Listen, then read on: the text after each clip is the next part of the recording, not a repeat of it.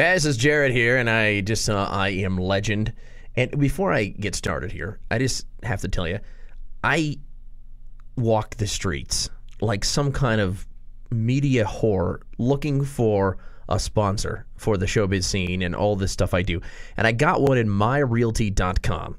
So just go and click on the page, just a couple times. Maybe if you need a new loan, you're in one of those awful high-interest arms, they can fix you with myrealtymortgage.com. And I only tell you this because if you do this, this will encourage them and other companies to sponsor decent online content and information. And a lot of companies are like, oh, I'm not sure about the internet. Isn't that all porn and Chinese hackers? No. There's some good stuff here. And whenever I go to YouTube and I see what that Mr. Black guy and all these other great movie reviewers, I'm thinking, you know what? These people deserve a sponsor. So if you have some great content and you want to sponsor someday, then click on myrealty.com so that they will encourage their corporate buddies to pay out the money for some decent talent. I Am Legend.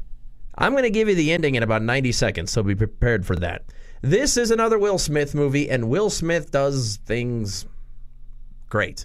That's his secret to Hollywood success. Just star in huge blockbuster hits. I almost want to do an experiment with him where you just, like, maybe put him in Adventures of Pluto Nash and see if it would be a hit and if he'd win an Oscar. You almost think so. I don't know. He just has got the touch. In this, he's good again. Does a great job of being what appears to be the last human on the planet. He's not afraid to not look cool. Although, a secret to better enjoyment to this movie for the ladies is wait for him to get on the pull-up bar. And, well, some men will like it, too. The Fresh Prince is looking fresher than ever before. Okay, here's the deal. You know how when you know you're going to get scared, you get even more scared than if it just leapt out of you and surprised you? Well, this movie, it's all going to go to crap. You know that his quiet little time with his dog is going to just go to crap real quick. I'm trying not to say shit. Go to crap real quick. And it does.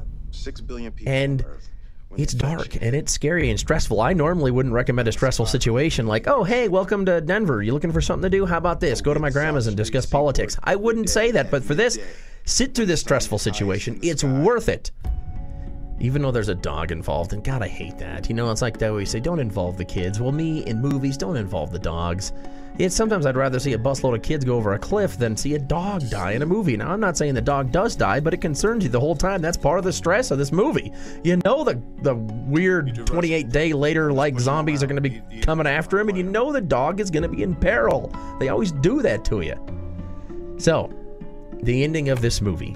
Let me just tell you, I liked this movie better than the book, which came out, I think, in 1954, and it was set in 1976. And that's when this virus would wipe out all of humanity. And that's something creepy to look at. There was a 30-year gap. Well, that's 20. It's a 20-year gap between when the book was written and when it was supposed to take place. But see, we're so pessimistic now, there's only a 2-year gap, really, between when it all starts to go down. So there's something to look forward to. But Will Smith is good, and then the ending. This movie is so stressful, so good, and these zombie things are hyper crazy, eating flesh. I mean, not unlike today's kids. And then it just takes a turn. It takes a turn towards kind of like an M. Night Shyamalan Village thing. And you're thinking, because in the book, Dr. Robert Neville, who Will Smith plays, he's about to be executed by all the zombie people, and then one of the friendlier zombie people gives him some pills so he can die a less painful death, and then when he's dying, he's realizing, oh my God, to them, I am what a vampire used to be to humans. I'm the anomaly, And then they change it, luckily, I think, for the movie, where there's still a great sacrifice to Dr. Robert Neville, and then it just gets all foofy, and they kind of leave it open to a sequel, and it's just like, wait a second, I miss the dark tone, I miss being stressed out, and they just leave you. It's like one moment you're at a rave, and you're all cool and partying, and whoop, you wake up, and you're in that room, and your aunt's the one where she has the plastic on the furniture, it's all clean and sanitized, and you're like, I'm not sure if I feel right about this, but no matter what you feel about the ending, it's worth sitting through the whole movie. I Am Legend with Will Smith.